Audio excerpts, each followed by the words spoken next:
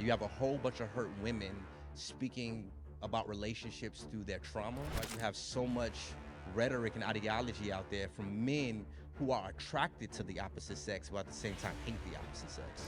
You really just hate your daddy. You really just hate your mama.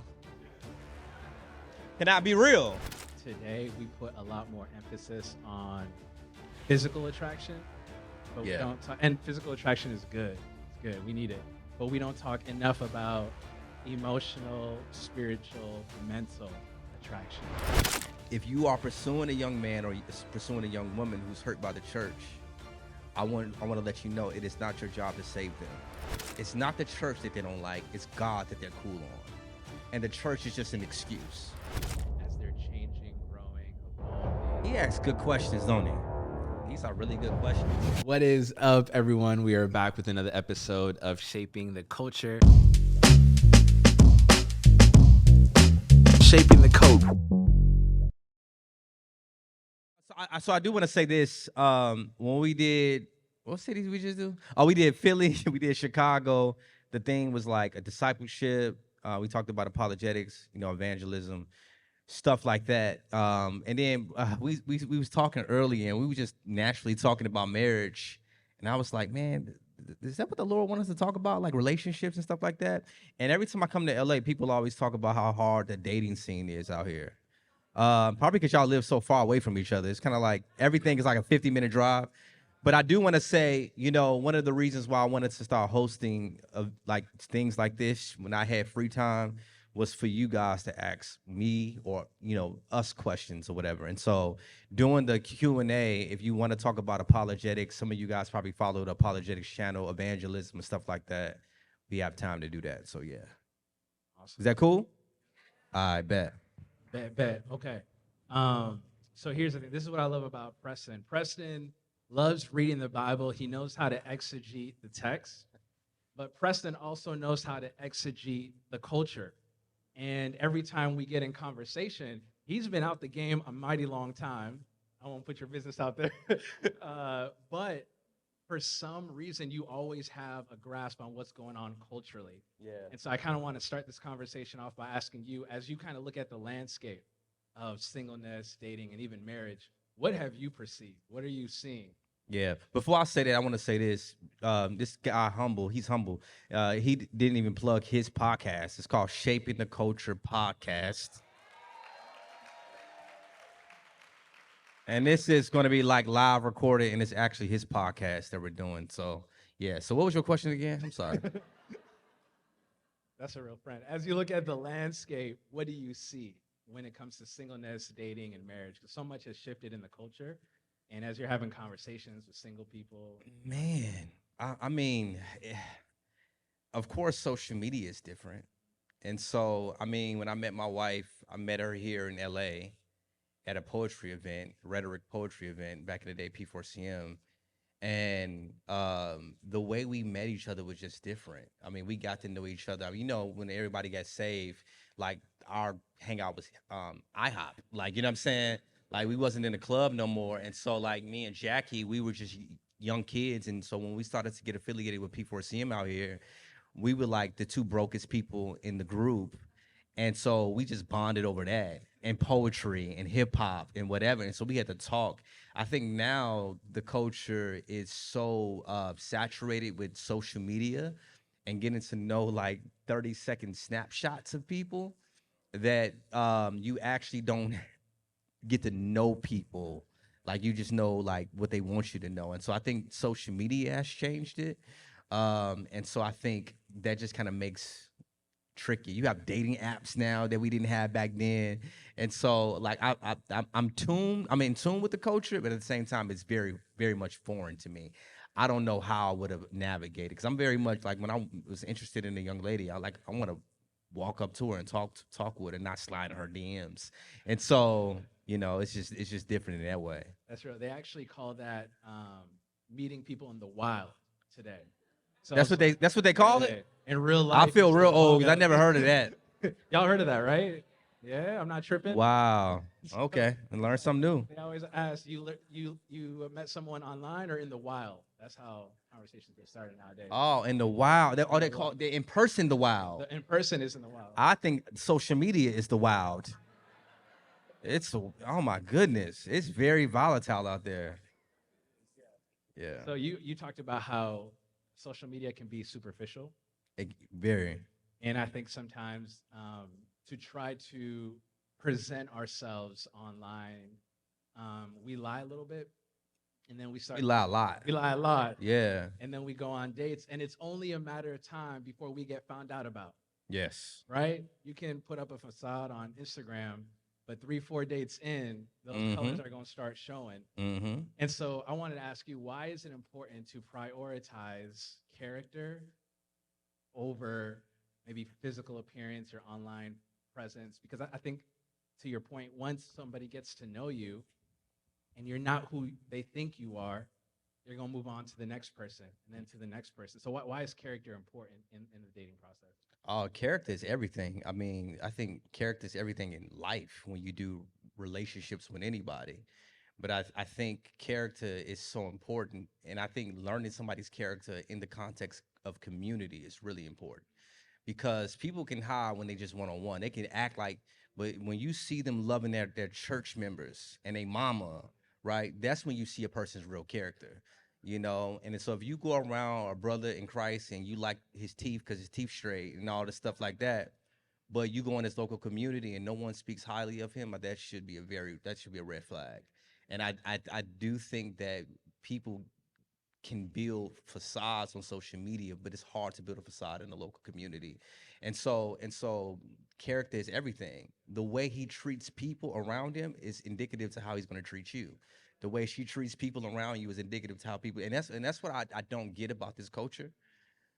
Because social media kind of cuts out community in a lot of ways, and I'm grateful that some churches still have great community, but people get married nowadays and they find out that their spouses has trash community, having trash character, but it's like, yo, they didn't love people in their local community. Why you think they gonna love you? You know what I'm saying? And so I do think learning someone's character in the local context is it's so key. You know what I'm saying? And then also, I just want to say this. I want to say this too. I think social media can be dangerous because social media gives everybody a voice. And I think because it gives everybody a voice, you have a whole bunch of hurt men and you have a whole bunch of hurt women speaking about relationships through their trauma. And I don't think that people realize how much it's falsely discipling a generation. And so this is the reason why you have so much rhetoric and ideology out there from men who are attracted to the opposite sex, but at the same time hate the opposite sex. And so I think men in the culture are actually learning from women, learning from men who are attracted to women, but at the same time hate women. I think women are learning from women in the culture who are attracted to men, but they hate men. And it's like you really just hate your daddy. You really just hate your mama. Can I be real? And that's who y'all learning from. This is the reason why local community is so important because social media gives everybody a voice and everybody just, you shouldn't listen to everybody. Yeah, yeah, yeah. Ooh, so many directions we can go. I'm sorry. I just felt that in Man, my spirit. in your shando.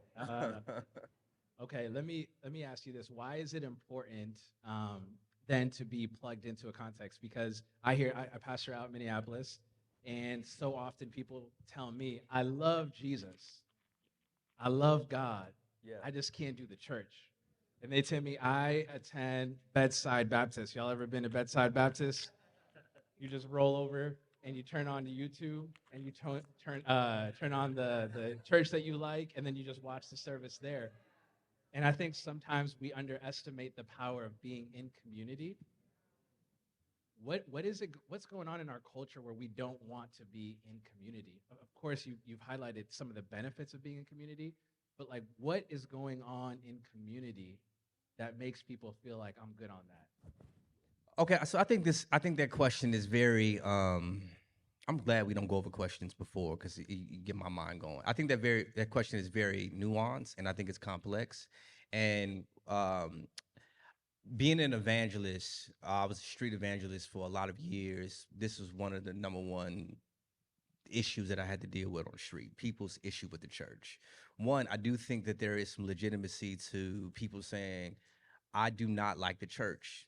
Church hurt is very it's very common, right? I think hurt like people hurting people is very common in every context. I mean, we're all fallen human beings. You're gonna get hurt in every circle, and so I do think that's legitimate. So I think Christians should be sensitive if you meet a young man or you meet a young woman who's hurt by the church or whatever. They might have a sincere faith, and they might just be hurt by the church, and they might need your encouragement to come back into community. But I do think that it's a huge red flag if you meet a young man or if you meet a young woman who say, "I don't do the church," because they're probably lying. This is what they don't want to tell you. It's not the church that they don't like, it's God that they're cool on. And the church is just an excuse to say, "I really don't want God like that." And so it looks more acceptable to put it on people. And this is the reason why Jesus says, if you hate them, you hate me. If you hate my church, you hate me. And so you really don't want to submit to a higher authority.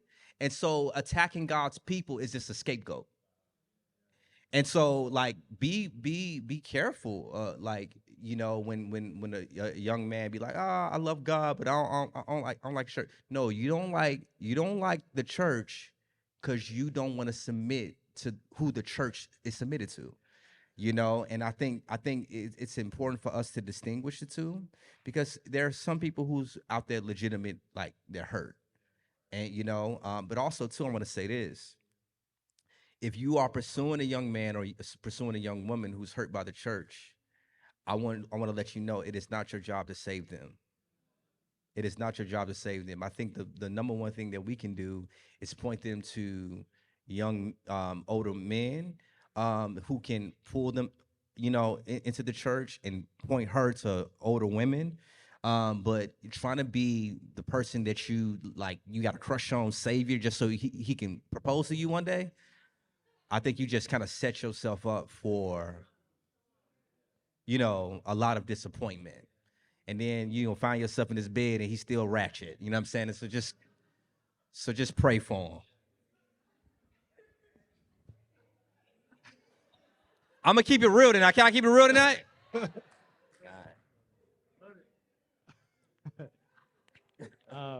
You know, we've had like multiple conversations around dating and things like that. And I remember one time you had, till this day, maybe probably the best advice I've ever heard on how to find the one.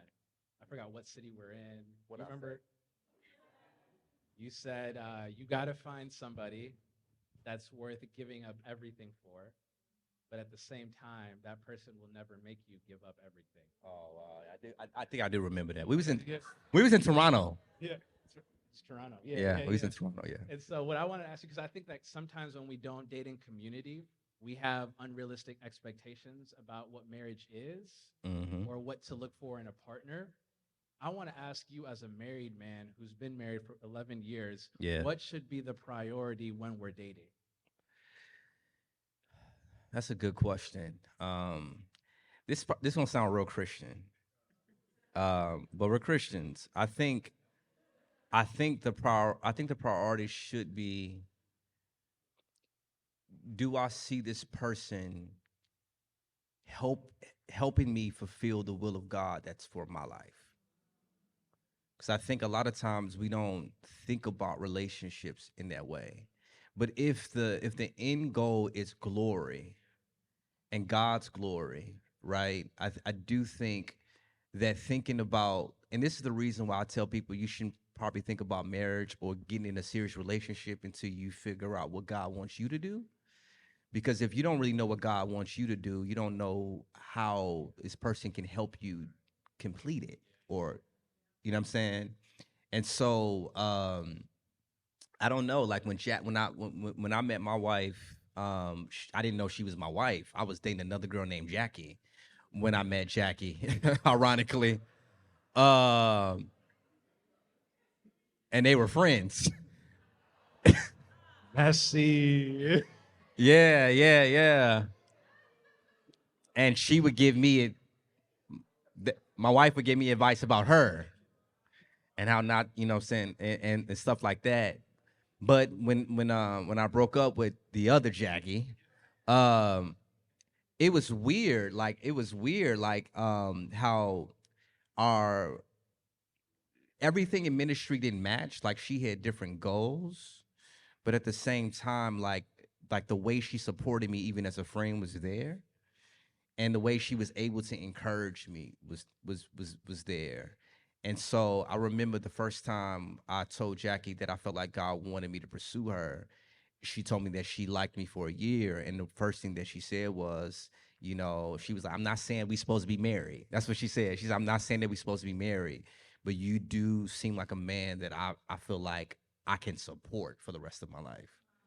And so I do think that thinking about that, and like even with me when I saw, like, we would do like street evangelism in Chicago, and she was introvert, so she never talked to people. And so Jackie's form of evangelism, she was like, I do my poem on a corner, so she would spit poetry on the corner or whatever. And just hearing her testimony, I would like, I feel myself supporting you for the rest of your life.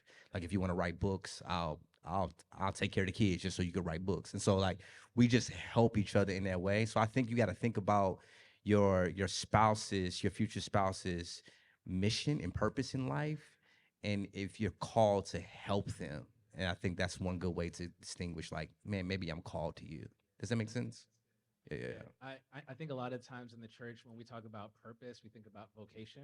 yeah, I think when I study scripture, a lot of the times when I see purpose, I see what it looks like to love God and live for the glory of God, yeah, right? So the greatest purpose that you and I will ever have is to love our neighbor yeah. as ourselves, and that looks different Mm-hmm. in different places. I kind of wanted you to share this story because you shared it with me about how you knew Jackie was the one. It was at the parade, and you had seen her trying to set you up. Yeah, yeah, yeah, yeah, yeah. That, yeah, it was a couple of she gonna kill me for this. So a couple of weeks prior, we went to the Phil Wickham concert. And I don't think I told you this. I don't know if you guys know who Phil Wickham is. He's like a white gospel singer. And Jackie had put me on him or whatever. And I was like, Jackie kind of cute. Like it was weird. That's the first time I started looking at Jackie like this. And I'm like, this is kind of weird. And so I started telling my cousin, Kevin Perry, like that I was like, man, Jackie kind of fine. Jackie always been cute. She just don't never smile. Like she, you know what I'm saying? And so and so I was just like, why do I feel like my heart getting soft towards Jackie? This is strange. And so we had an event downtown Chicago, and it was ironically during the gay pride parade. And after the event, the parade was just thick outside, and you know me, I love evangelism, so I'm like, yo, I'm encouraging. That was my days when I didn't let you just be you. Everybody had to be an evangelist around me. I was like, no, you gotta evangelize, you gotta evangelize, you gotta evangelize. So I got everybody to go evangelize, and Jackie, she just stood outside the parade and just did her poem the whole time. And I remember just watching her and just doing her poem, and she began to cry while she was doing her poem because her heart was just so broken for the loss. And then she went and back in the church. They let her back in the church, and she sat at the back of the church and just wept and just cried for people for an hour. And I'm just sitting watching this girl, and I was like, I like her. I like her a lot, actually. And so I think that was the first day I realized that, like, man, if I wanted a wife, this is what I want my wife to look like. And so then I think that's when the Lord began to soften my heart towards her and begin to show me, like, oh, I think Jackie is much more than a friend. So that was the day I think I officially started liking her. Yeah, yeah. So the reason why I asked that is because I think today we put a lot more emphasis on physical attraction, but we Yeah. don't talk. And physical attraction is good. It's good. We need it, but we don't talk enough about emotional, spiritual, mental attraction. Yeah. And in that story, what really drew, I mean, you had already been peeping her and you're like, oh, she's kind of cute. Yeah, But yeah. what kind of did it for you is watching her love on the Lord and Yeah. love on his people or those who were lost. Yeah. I don't hear stories like that anymore. Yeah. I just love the way they love the Lord, Mm-hmm. and that did something to me. Yeah. Can you speak to like what attraction should look like, or how do we start finding ourselves attracted to godliness? What does that look like? Yeah, so one, I don't want to be one of those Christians who act like physical attraction is not a thing, right? And so God made things aesthetically pleasing for a reason, right? And so it is nothing wrong with wanting to be physically attracted to the person that you're married to. I just don't think that should be the sole purpose. I mean, everything gonna drop one day, and it's just true.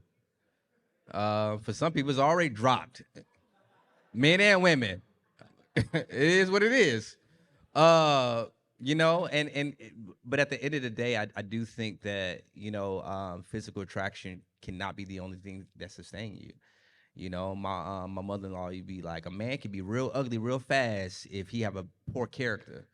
Yeah, she always say that, and so I do think that someone's heart for the Lord should be the primary thing, and a lot of people who not physically, they can start looking cute, you know what I'm saying, if they heart is right, you know what I'm saying, and so I don't think that we should be hung up, and I think with social media, I think we could get hung up with looks really really fast, and so I think God uses attraction for a reason.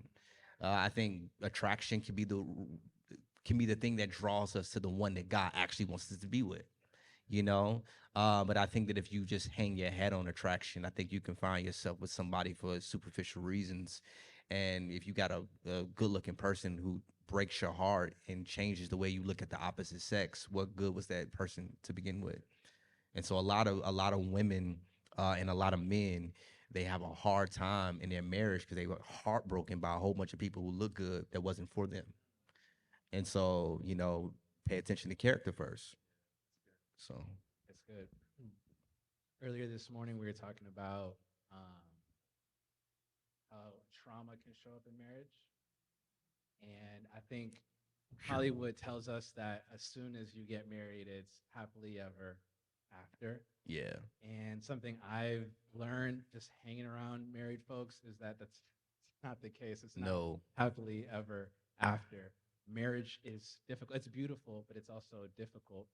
Can you speak to, because, you know, character is important in the single season and the dating season, but character is also important in the marriage season. And I think that sometimes, we underestimate how important character is mm-hmm, when it comes to your spouse switching up on you. Or we were talking earlier about how, like, sometimes when you're triggered, it's not just your partner that's looking at you sideways. You be looking at yourself sideways, like, I didn't even yeah, know this was in me. yeah, And so, can you speak to how to remain steadfast and in love with your spouse as they're changing, growing, evolving? he asks good questions, don't he? These are really good questions. Um, yeah, man, I would recommend everybody who is thinking about marriage or in marriage to read this book called "The Body Keeps the Score" about trauma. It's just a really good book.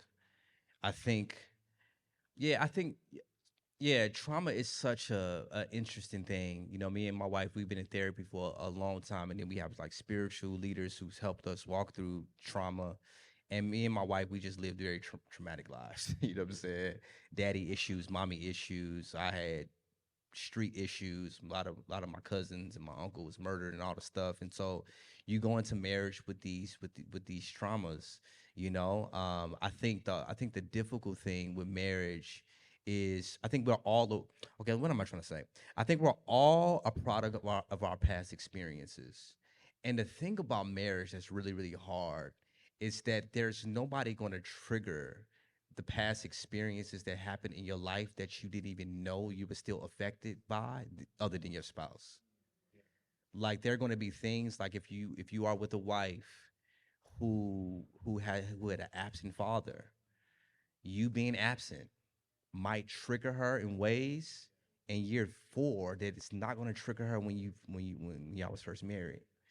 And she's going to learn things about herself through your actions that's going to shock you and it's gonna shock her. And I think the husband's job is to be humble and to be loving towards a wife who's trying to figure out the language of what's happening to her. That's a difficult thing. Does that make sense? Because you're the closest person to her, which means you're the person that's going to trigger her the most and the fastest. Same thing with the man.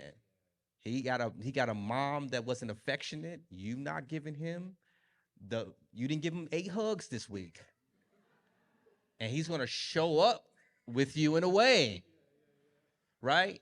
So you're the thing is you're not wounding him, and she's not wounding you, but what you are doing, you are triggering wounds in them that they never healed, and it's a difference. And it's going to feel like your spouse is wounding you. They're not wounding you. They're exposing wounds that you never given to God because you didn't even know they was there because you got bandages on them. You know what I'm saying? You get what I'm saying? And so that's the difficult thing about marriage is that you're learning yourself consistently, and you have to love a person that's learning themselves. And so I think God wants to heal us, and He wants to make us whole, and He wants to sanctify us. One of the main things He does it is through marriage. And so you want to be sanctified? Get married. Does that make sense? Yeah. I kind of wanted to ask you, you can maybe reflect on your personal experience or maybe experiences of others, but what does that look like in a marriage? I'm hearing marriage sounds weighty when you were just talking. Oh, it is. And so It's very weighty. what does that look like? And I see now why you're talking about character mattering, Yeah. because when you're triggered, you don't just need somebody that looks good. You need somebody who can pray, who Yes. can fast, who's committed in community, who's got some oversight that can help you walk through the difficulty of the marriage. I wanted to ask you, what has that looked like? What can that look like when triggers do get it, or when triggers expose the wounds?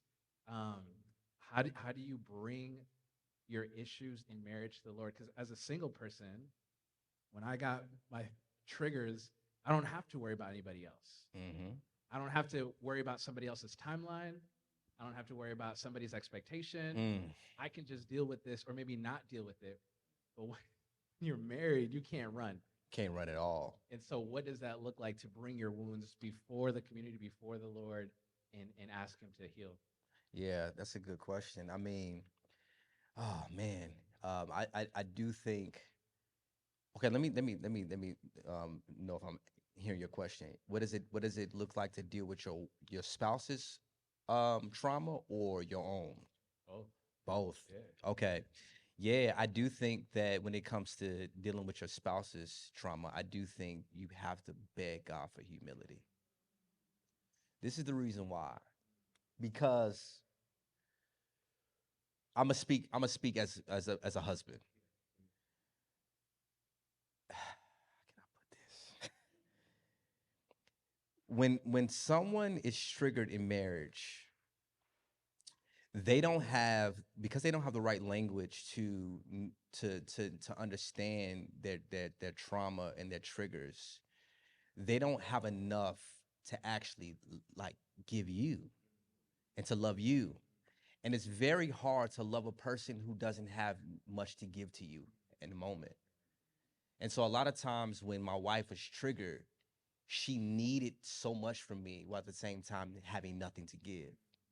And I think this is the reason why the Bible tells husbands to love your wife like Christ loved the church and gave himself up for her. It don't really tell women to love like that. It just says husband, like wives, submit to your wives. It's because a lot of times you have to bear the emotional weight of a woman, and it's difficult. And sometimes vice versa. And so like one, you have to beg God for humility because we are just naturally selfish people. We want to love who loves us, but in marriage, it's not like that. Sometimes you have to love a person to get them up to where you are, to meet you, right? And so this is the reason why marriage is so important because it literally is sacrificial. I know that you love me, but you don't have enough to give me right now. So my love is actually going to help you love me. when you don't have it right now. And so I think that's the reason why we have to beg God for humility. And we have to give up our own desires, our own wants, our own needs in order to love, And I think one of the main ways I was able to do that was community. I don't think that I would be a good husband or learn how to be a good husband or learn from my failures if I didn't have strong men of God who went down a path that I went through that said, "Bro, it's gonna get better." And hearing their stories, I'm like, I ain't go through that. So if you made it, you in year 27 and you went through that, you know what I'm saying? My wife just got an attitude. Your wife did that. You need that. And so for me, that's been key for me. Having a community of believers that I can be transparent with, that I can be real with, vulnerable with, and who can remind me to love my wife like Christ loved the church. Beautiful. So good. He's killing these answers. This is a wisdom. This is not knowledge. Yeah. He's been through some things. Praise the Lord. I wanted to ask you, what does it look like to be vulnerable in marriage? You talk about how year one, especially in the church, as men, we're like, I'm the leader of the house, and I've got to tell you what to do, and I've got to have all my ducks in a row, and I know all the theology and all the doctrine, and you should follow me because I'm perfect. And you've talked in the past how that actually pushed your wife away. Absolutely. Can you speak to maybe, especially for men in the room, what it looks like to lead with vulnerability? Yeah, man. I think leading with vulnerability is so key. I think the I think the number one thing that both husband and wives have to see in marriage is each other's humanity.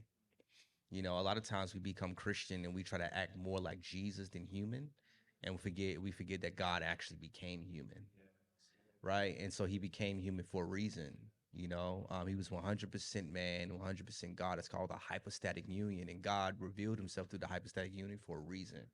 And so a lot of times we become Christian and we try to be so Christ-like, we forget to be human. And I think one thing that it does in marriage is it discourages our spouse when our spouse feel like we have a holiness that they can obtain. And you can become more of a Pharisee to your wife than Christ if you try to lead in that way. And so you have to lead with your humanity and you have to lead with your vulnerability so that you can show, because if we appear to be perfect, who are we pointing them to? Only flawed human beings point people to a perfect Christ, not perfect people. And so I do think that your wife and your husband also too, because you have self-righteous spouses on both sides. I do think that we need to lead with our vulnerability, and I also think leading with uh, just with our humility and humanity is important. I think I said this on a podcast one time. One of the things that transformed the way I led my home is seeing when Jesus raised Lazarus from the dead. I love that story because I think when Jesus, came to Bethany to raise his friend Lazarus from the dead, the first thing that we see that Jesus did was he wept. And the reason why I think him weeping was so significant because Jesus came to Bethany with the sole purpose of raising Lazarus from the dead, right? But he had the emotional intelligence to weep with them first. Like if that was me and I showed up and I had the ability to turn everybody's sadness into a celebration, I would have said, "Don't cry. Watch this." You know what I'm saying? Like y'all don't have to cry, but like think about how significant that is. He told his sisters Lazarus' death, let sickness would not lead to death because he knew he was going to raise him from the dead.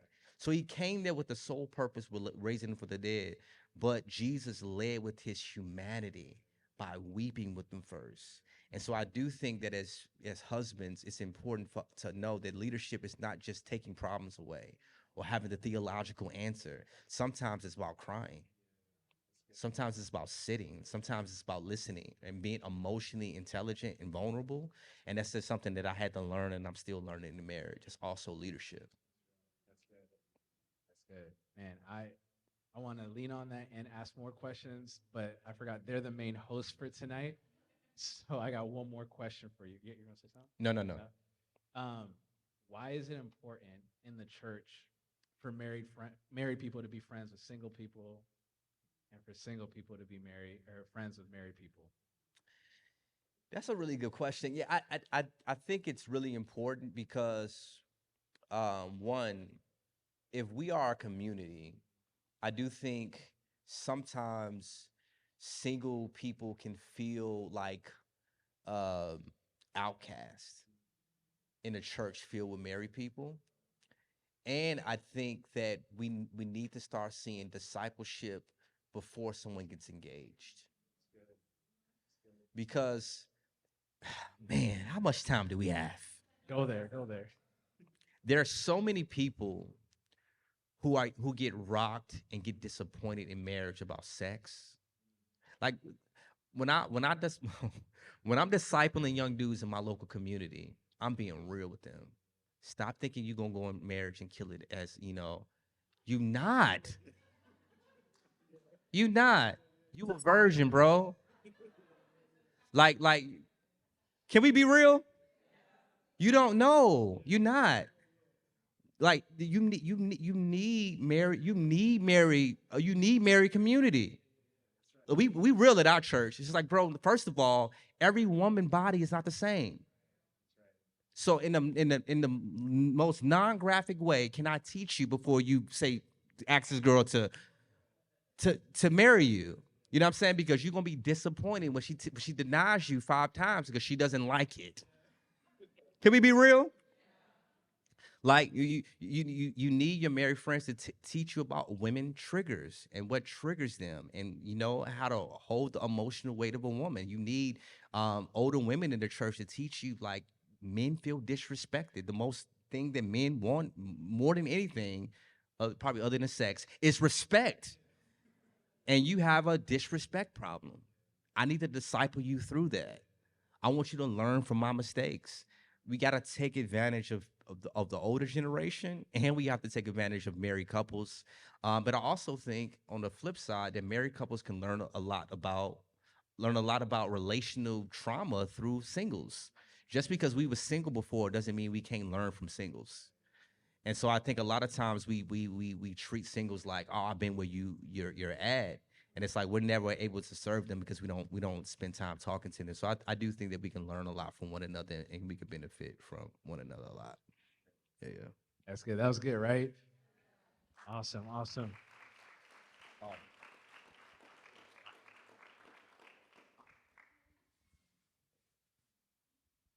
I was told that we should talk about sex. Yeah. What about it? Yeah, yeah. You wanna ask us? The pastor of the church, he had a request. So we gotta respect the pastor of this house. Come on. Oh man, that's hilarious.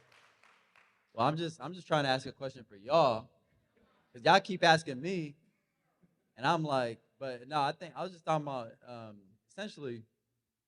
A lot of people ask me one of the number one questions that I get asked as a pastor is, why can't I have sex?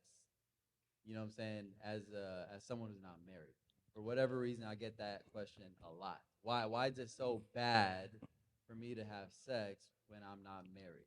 And I think, yeah, I'm gonna let y'all answer. He gonna answer that, but I want to add some flavor to that, some color. Yeah. Yeah. So I think waiting for sex in your 20s is one thing.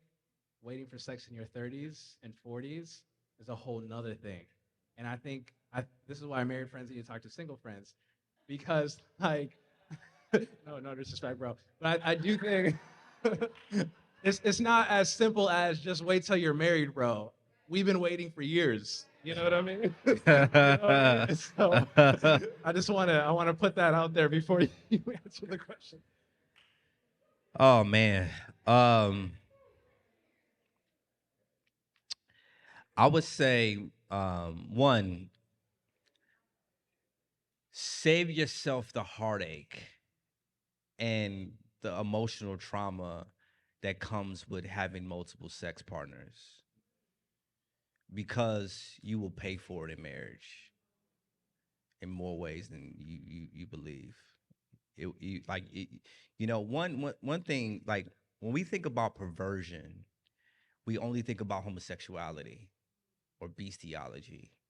But perversion is simply at its core operating outside its original design.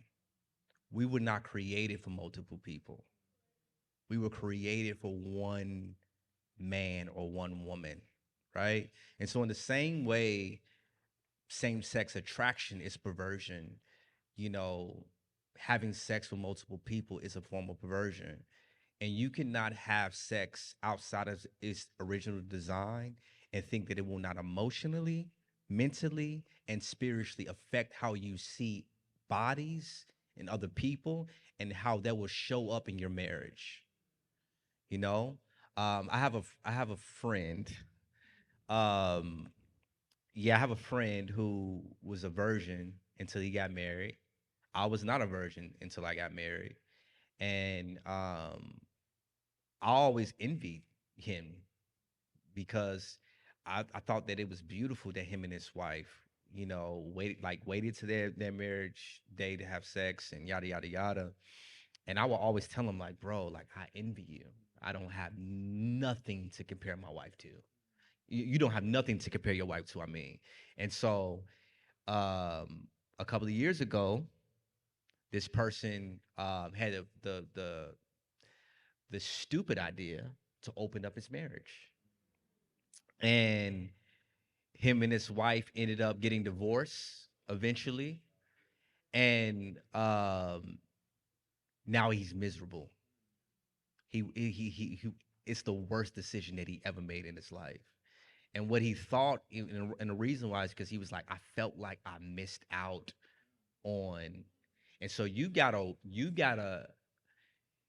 probably got a woman that did things that your wife didn't do, but emotionally, spiritually, and even mentally, you're messed up in the head and you're lonely.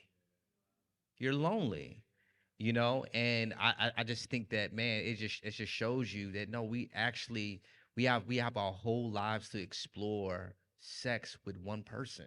And so I think the devil tells us that sex is born with one person. It's like, no, like it's born because you born. Like you know what I'm saying? Like,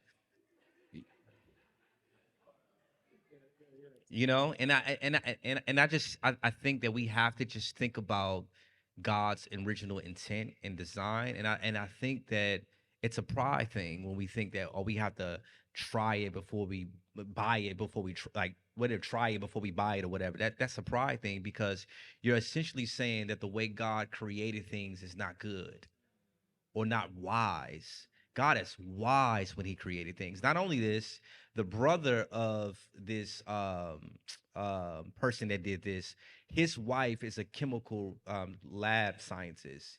And so this is probably nasty and TMI, but her job is to like look at feces and like study feces and also study like the vaginal stuff in people, right? So she studies STDs, new STDs or whatever. And so she was just like, it's a bacteria that forms in our bodies when we have sexual like multiple sex partners that will not form in our bodies if we just had one. It's not an STD. It's just a bacteria that harms our, like that just shows you genetically like we're not created for multiple people, right? And when I heard her say that, I was like, man, I'm gonna say that in the podcast one day. I never said that. But Shaping I our was like, I, culture. I just thought that was deep. Like God literally created us to be with one person, bro. Right? And so I think broken families happen because we sleep with multiple people. You know what I'm saying? I think STDs. I mean, it's so much physical evidence that God's design is better. But it just save yourself the heartbreak. You know what I'm saying? And the heartache and the trauma that comes with going around and sleeping. Like, do it the right way. Like, I wish I had an opportunity to do it the right way. Can redeem if you had sex outside of marriage before. I don't want to shame you. I had sex outside of marriage. My wife is not my first. My wife was gay. You know what I'm saying? Like, but in God, she laughed like. But God is a redeemer, and so don't feel shame if you did have sex outside of marriage. But if you are a virgin, or if you are celibate, don't think that you have to have sex with the person before you like do it the right way, and God will honor it. Yeah. I'm actually so grateful that you ended on that note, because I think sometimes we think sex outside of marriage or even sex with another partner once you're married is the unforgivable sin, and it's not. It's not. There's No. redemption there. Yeah. Yeah, you so speak to that. yeah, it's a lot of redemption. It was redemption for me, and it's a like, and I do think God redeeming things is beautiful, right? That's the whole gospel story, and so, him like I do think that in God's sovereignty, He wanted to bring a man that was promiscuous like myself and a woman who's in same sex relationships like Jackie together for His glory. And so that's the beautiful thing about the God that we serve. I mean, He makes broken things new and He brings broken people together. And so if you do have a broken past or a past of, you know, having multiple sex partners, don't feel shame because God is in the business of restoring things, right? But if you even if you have that past, it doesn't mean that it has to be your present. Like let God restore you now. Don't wait to marriage. Try to go into marriage with a new mindset. Also too, I want to just say this as for my sisters. A lot of times, men, we are more physically driven, right? Men, we just, we just more physically driven or whatever. And a lot of women, I think, feel pressure from men to have sex outside of before marriage or whatever. Like I wanna make him happy. Don't give in to that pressure, because the way he leads you in a relationship is how he's going to lead you in marriage. So if he's leading you the wrong way, you can't get in marriage and then expect him to be the perfect husband. And so you wanna date a man who will exemplify good character now, who honors your body now. Because if he doesn't honor your body now, don't be surprised if he doesn't honor your body in marriage. Shaping the code.